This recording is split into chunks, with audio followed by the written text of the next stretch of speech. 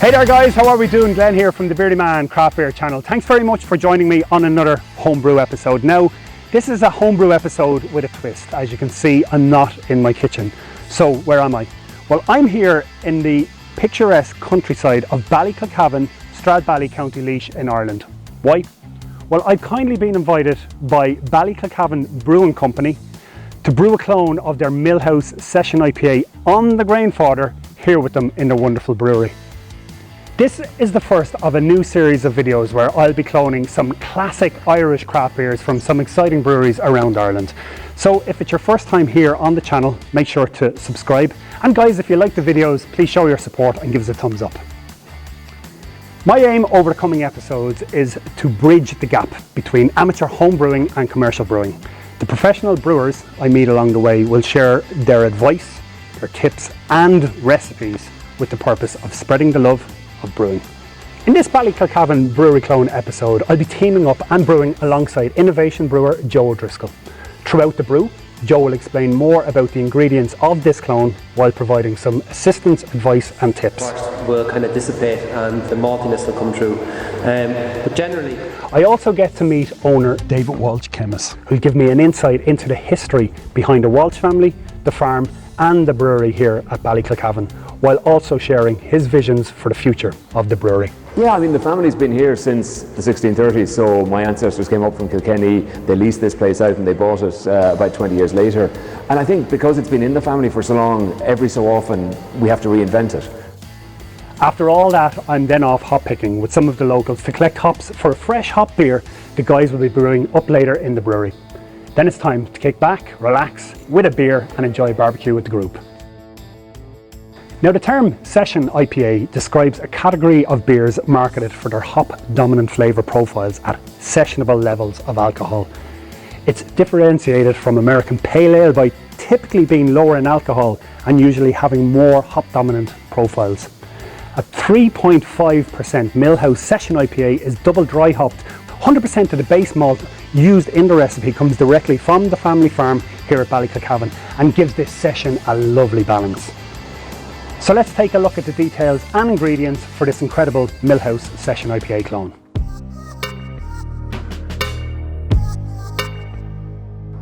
Okay guys, today we're in Ballykilcavan Brewing Company, Stradbally, County Laois, Ireland. Style, it's a Session IPA. ABV 3.5%.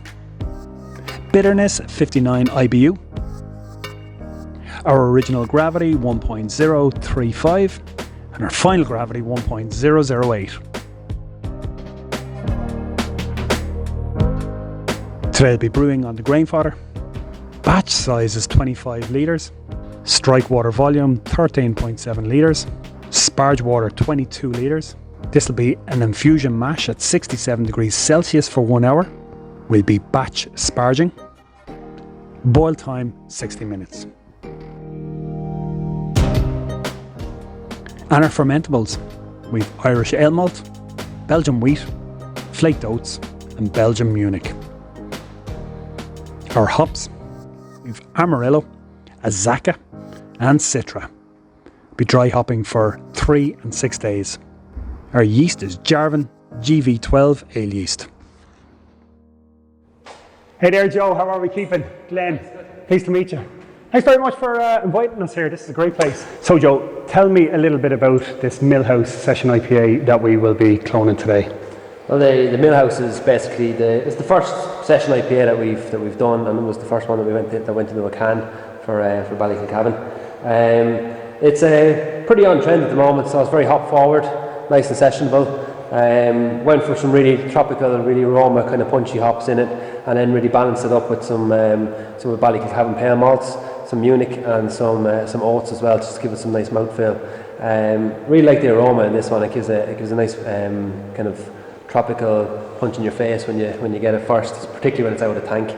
And it's really easy to drink, which is what I was aiming for. Sounds fabulous. I guess you know what my next question is going to be. Can we try some? Of course, yeah. So this is unfiltered, cloudy, kind of a golden colour, lovely head, lovely foamy head. Yeah, the aroma in that is powerful, isn't it? Yeah. Yeah, it's really nice.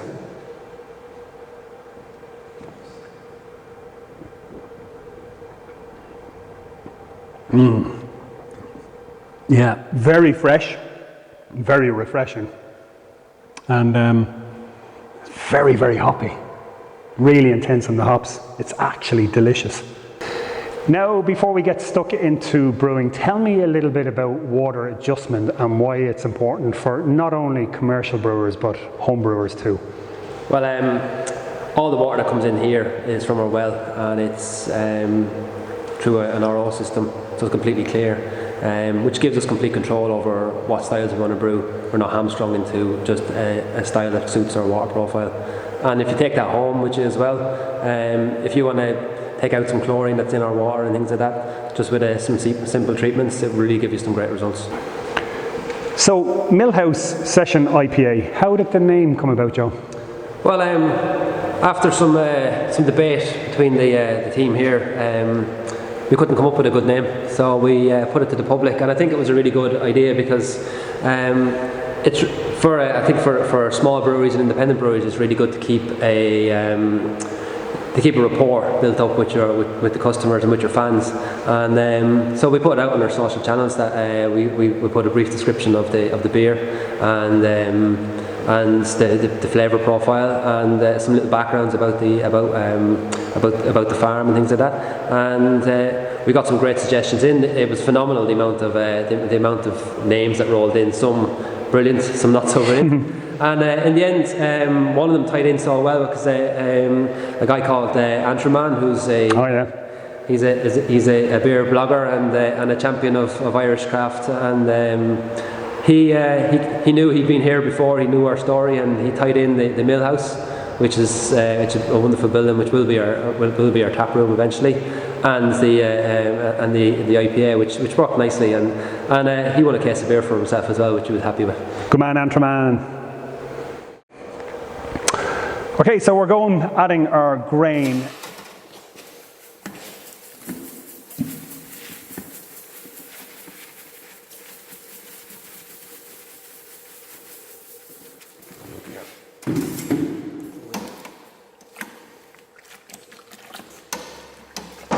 So Joe, for our base malt, we have Irish ale malt, we have oats, we have Munich, and we have barley. Why this combo? Obviously, your pale malt is your base for everything. So it's your beige undercoat that goes on, and then for the specialty malts, we basically went with something that's going to build body and add the required colour. So the Munich is going to give it that nice orange hue that you see when we poured earlier on this morning. The wheat is all about keeping that head retention, and then the oats are for the mouthfeel and to give it a little bit more body. Smells good. It smells great. It smells fantastic. Joe, tell me a little bit about the Irish ale malt that's grown here on Ballykilcavan farm. Well, the ale malt is the same as every other malt that's grown in the country. Because believe it or not, we're told what to grow by the masters. So it's a variety called Planet. It's a 2-row variety, and thankfully it really likes the style here at Ballykilcavan. We get really good yield from it and really good protein levels. The stuff we're using at the moment was grown in 2017. It was malted then in 2018, and it's got about protein level about 10%, which is bang on what we need. Lovely. Okay, so we're sticking on our perforated plate.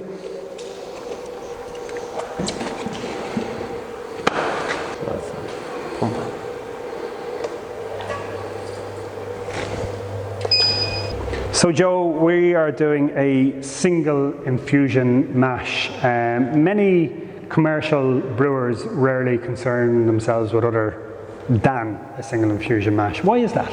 Well, thankfully modern malts are modified enough, and they're highly modified, so that we don't need to really concern ourselves with any kind of step mashing.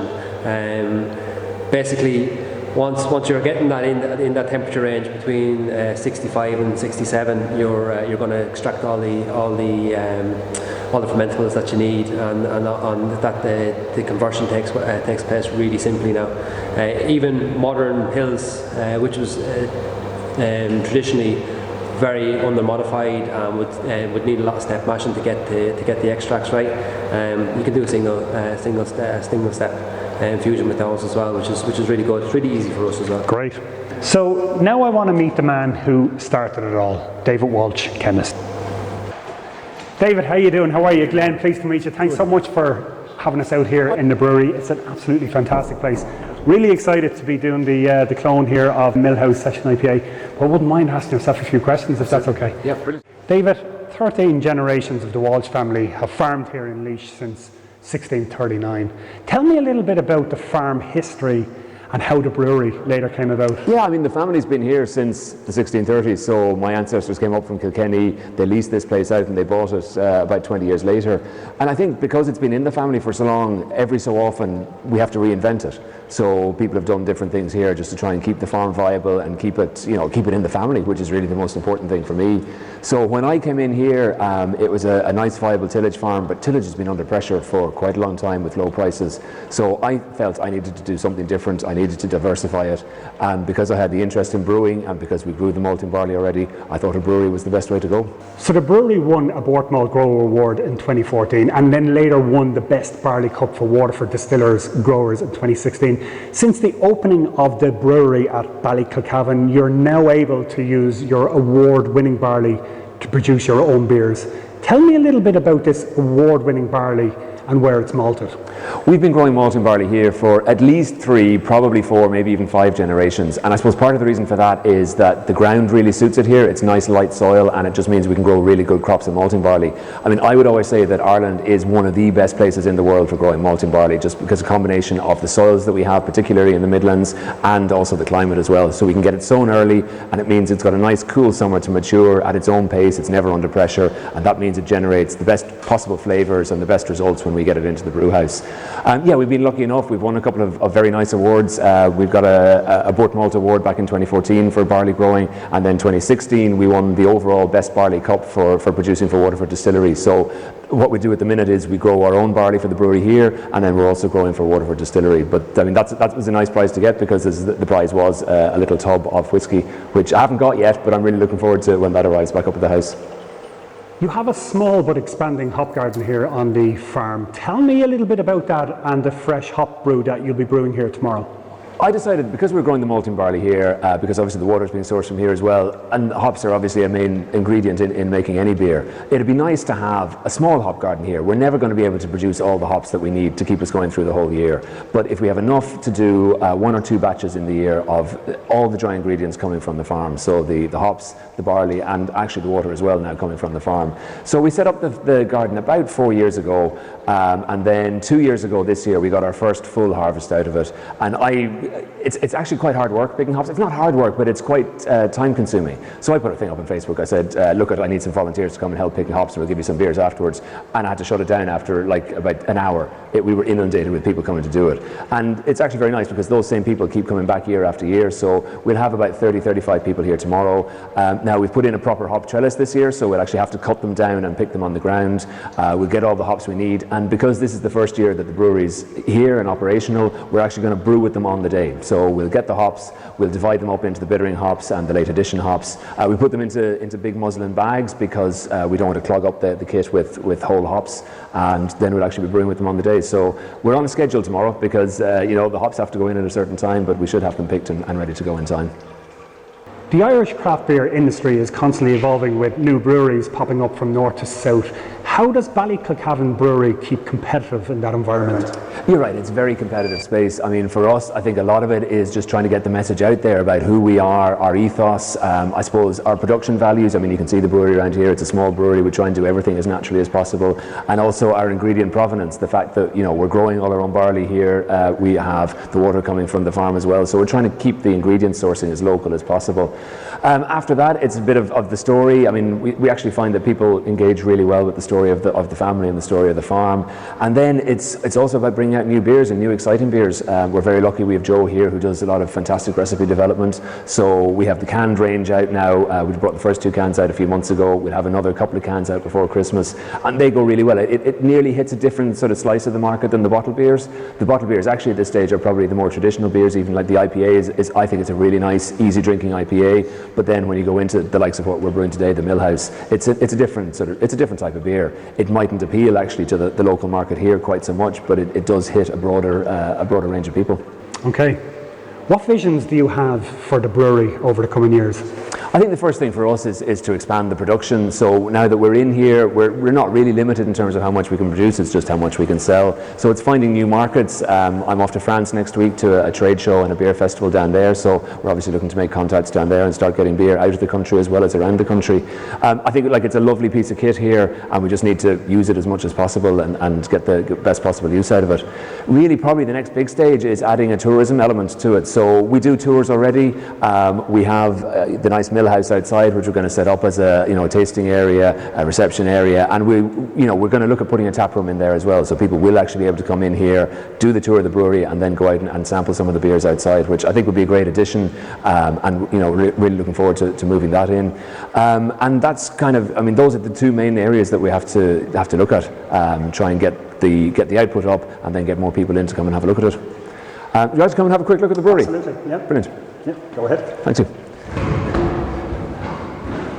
So you see, it's very simple brewhouse really. 3 vessels, mash tun, kettle, whirlpool over there. It's nice to have the separate kettle and whirlpool, because it means that each of them is doing their sort of job properly. We don't have to have elements sitting in the whirlpool that's going to be interfering with the flow. We got them copper clad, more or less, just for the look of it. So when you look inside, you'll see it's actually all stainless inside in there. Wow. So it's actually just very straightforward, and the beauty about the system is it was made for us. It was actually customized for us. Even say the piping, because this is the old 1780s grain store, and we had the slightly more modern bit out there, but we had to get the pipes from that bit into here, so we had to get that pipe run custom made, measure 4 times and cut once. But it's just great to have kind of bespoke kit for the space, because it's a small space. Yeah. It could do with being a bit wider really, but that's what we had and that's what we wanted to work with. Absolutely. So mash tun, very simple really. The rakes, which are on a variable speed drive, so we can set how fast or slow we want them. So when we're mashing in originally, we'll probably run them fairly fast. Once we shut the lid and it's doing its rest, then we'll probably keep them just ticking over. Yes. You want the grain bed to settle down, but obviously not put any holes in it either, so you don't want to run those too fast.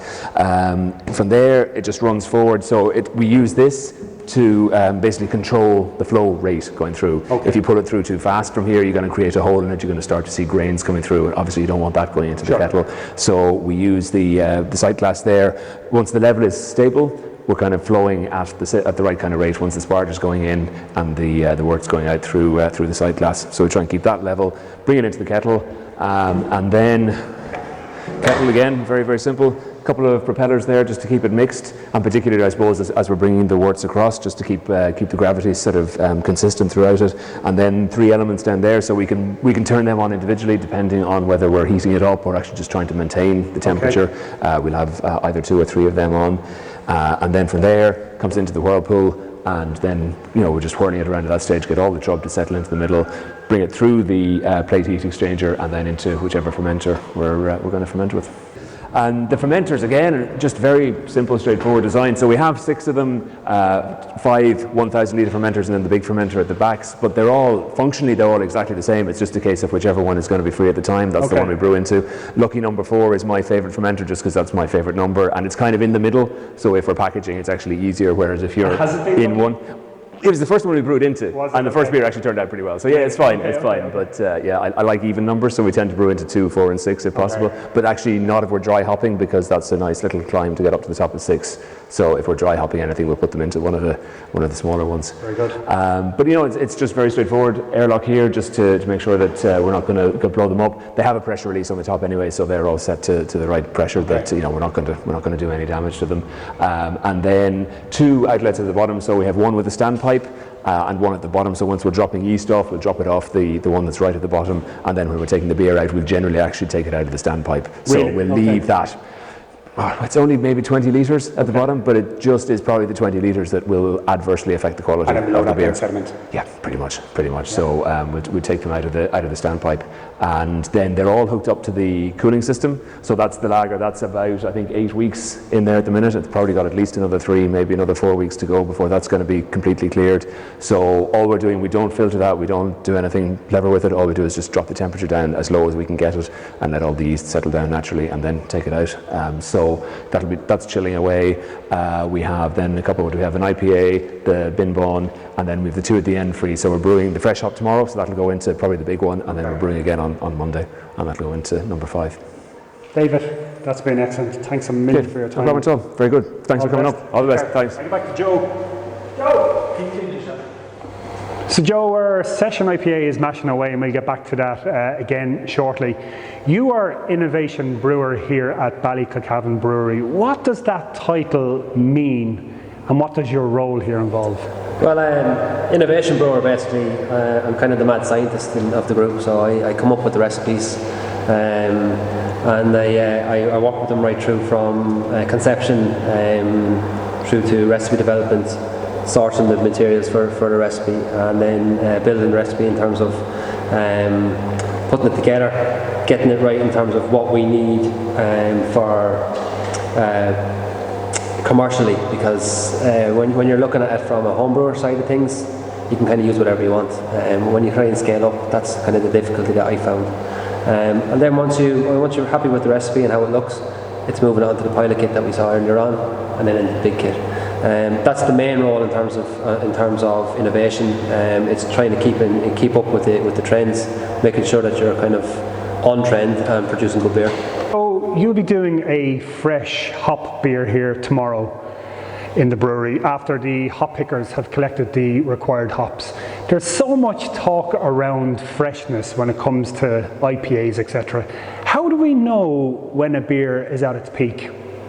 Well, I think particularly for us with unpasteurised, unfiltered, freshness is key.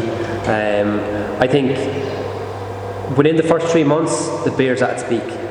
For hoppy beers, I know there's been a lot of research done by the American Hop Grower Society, and there's been extensive research into that. Dry hopping aroma will fall off the cliff between 30 and 90 days.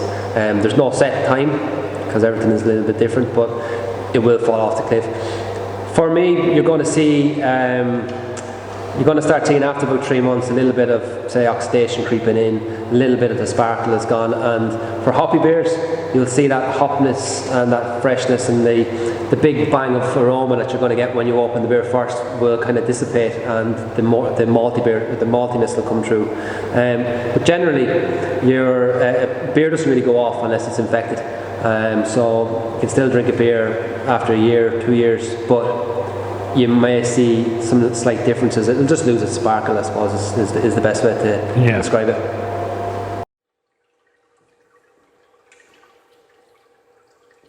So Joe, we're sparging away here. What's your recommendation now with regards to the sparging process? Well, for the homebrewers, if you have a Grainfather, if you're lucky enough to have a Grainfather, really just follow the guidelines that the Grainfather manufacturers set out, which is really simple. It's kind of like the best of both worlds. You're getting it in there. It's pretty simple. You get your temperature up to required temperature, which is 75 degrees here at the moment, and you're just making sure that you have a nice constant flow and it's not too deep. So, if you see with the perforated plate here that comes with the Grainfather, if you keep it below, always kind of below those two little arms that you can use to take out, then you're always going to have enough pressure to come down and have a nice flow. For the big kit, we're kind of going to most commercial brewers will use a fly sparging, so you're kind of constantly matching that flow with the runoff, with the flow coming in from the hot water tank. That's just to make sure that you maintain a nice flow through the grain bed on the big tank, because if you get it compact, if it gets too compact, you're going to get a stuck sparge, and you can't literally dig it out like you can with a home brew. Okay. But keep it simple. Get it in there, nice and steady. And once you see it coming up to that level where we are now, then you know you're good, and that will just slowly wash all that nice sugar off and give you a nice fermentable wort. Good stuff.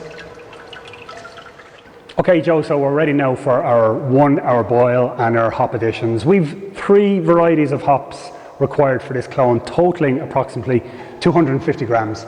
We have Azaka, named after the Haitian god of agriculture. Azaka is one of those new brood of dwarf bittering hops. We've Amarillo, one of my favorite hops. Amarillo is used in any beer that needs a juicy hop aroma and flavor, and popular in blends. Alpha acid range of between 8 to 11%, and we have Citra. Citra has a high strength of aroma given mango, papaya and citrusy aromas. Very pungent and popular in IPAs by itself, but often blended with other hops for pale ales, IPAs and session IPAs. Alpha acid range typically in between 11 and 13%. So Joe, why this combination of hops? For this particular brew, I was really looking for a tropical fruit bomb that was going to be really pungent and kind of in your face. And all of the hops selected, Citra, Amarillo and Azaka, all really helped. They work well together, and they all are of a tropical aroma. I think Azaka for me is people don't know really where to put it. People think it's going to be a bittering, but I found it's quite a good all-rounder. It can be used in bittering, but it has that subtlety that you can use for later aroma additions as well. You kind of get like spicy mango and pineapple sometimes off that, which marries in well with say like the tangerines and things you're going to get from Amarillo, and then we all love Citra, and but all those three hops together really complement and really work well together. Initially, when I went to make the Millhouse with some of the previous pilots, there was Cascade additions in there. That's mainly because I'm in a commercial brewery and Cascade is cheap, and we have quite a lot of it. So you try and put what you have to use. Unlike when you're at home brewing, you can kind of buy some Galaxy and you can use that. I'd love to do a Galaxy IPA, but can't get Galaxy. Unfortunately, sometimes with the hops don't really marry well, and I found subbing out the Cascade and subbing in the Amarillo really brought it out, and it was actually a last minute adjustment, but it really worked well. This is what's going to help with the first stage, the aroma. So we'll get down a little bit of the stir, get all the lovely juices out, get the yields mixed, and even from that, if you weren't mad into your hops and mad into like doing a big kind of new style, you could just finish it with that without any dry hopping. Yeah. And then you're going to have a really nice sessionable pale ale, or really hoppy kind of an American style pale ale. You can see there all the hop oils coming out. I see, yeah, nice.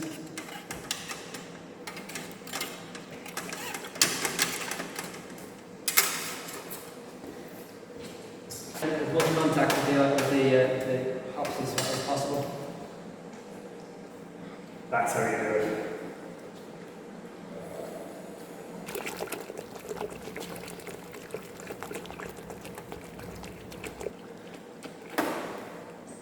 So drill would be handy for this, yeah? A drill, yeah, set on low, so you're not going to like splash boiling water all over the place, and just keep it whisking. I've done it before, and I literally sit there and have the drill on fairly low, and I'm just kind of keeping it turning. It's just about keeping that liquid moving inside there, get that wort as much contact time. If you don't have it and you're a bit lazy, or you just every time you see it kind of the wort slowing down, just give it another stir and get it in there. There's no real rule of thumb. I kind of like 15 minutes. Some people say 20, some people say 10. So it's up to you guys. If you depends how much time you have.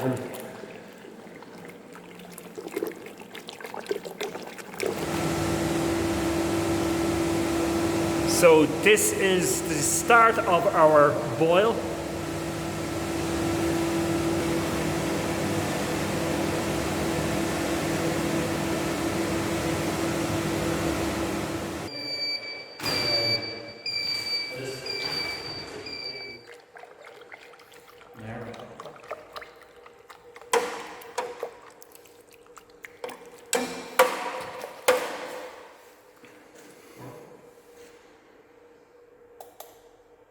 Tell us a little bit about the yeast for this clone.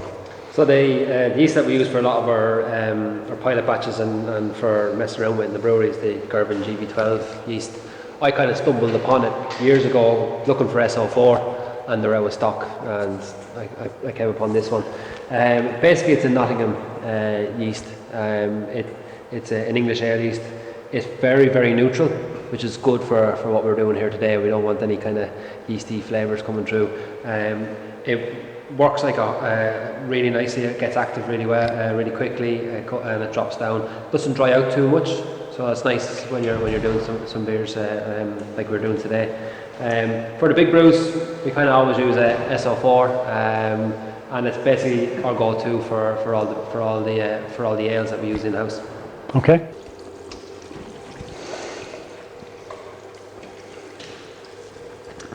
That's nice.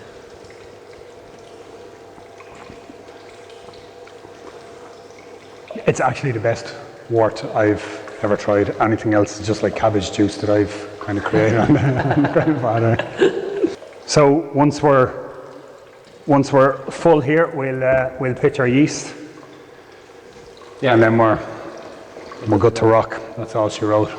Then that's it. That's it here in the brewery. So what's the plan for the rest of the day / evening / night, Joe? First, I'd like to thank you for coming in. And, thank you for inviting us here. Spending the day with me. This evening you're coming back to my place. You're going to have some food with my lovely wife, Kate O'Dees.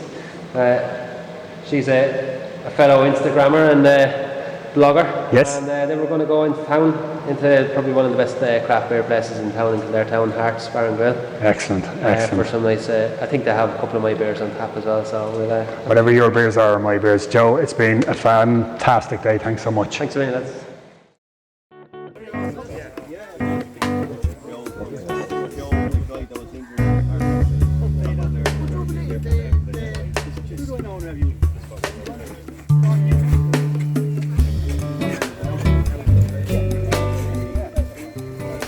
Yeah, so today we're picking our hops. We've spent like another year growing these, and it's great. Like we get a great team in every year. People come back to this, their third time back now picking them. So first time we've had them up on a trellis, so we basically had to cut them down, bring them down to ground level, and we're just picking them behind us now. 3 basic different varieties. We've got the main bittering hops. We've got some Galena and Northern Brewer. Then we have some Fuggles and Golding, and then we have some Cascade. So we'll use the bittering hops and probably most of the Fuggles and Golding for the bittering component, and then we'll add the Cascade. And if we have a bit of Fuggles and Golding left over, we'll put that in late. We'll probably put it straight into the whirlpool actually, rather than even into the kettle, and we'll get our flavour and aroma from that.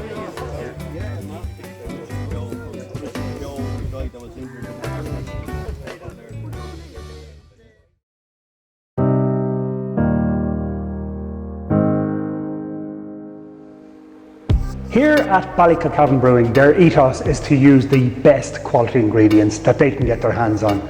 And they believe that the best way to control that quality is to grow their own.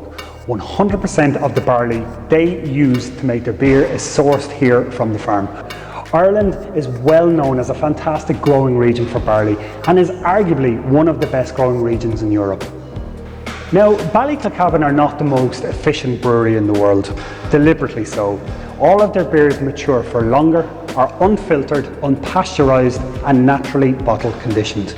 The team here believe that this processing, or more to the point, lack of processing, adds flavour and complexity to their beers and allows for that flavour of the ingredients to shine through, and rightly so. The beers that they make here are truly wonderful. So that's it. It's been an amazing weekend here at Ballykilcavan. I got to brew a clone of their Millhouse Session IPA on the Grainfather with innovation brewer Joe O'Driscoll. Then I got to meet the man who started it all, David Walsh-Kemmis, who gave me an insight into the history of the farm and the brewery. David was also kind enough to give me a behind-the-scenes tour of the brewery. I'm really excited to see how this clone turns out, so do keep tuned for a tasting session on that one. Until the next brewery episode, cheers guys.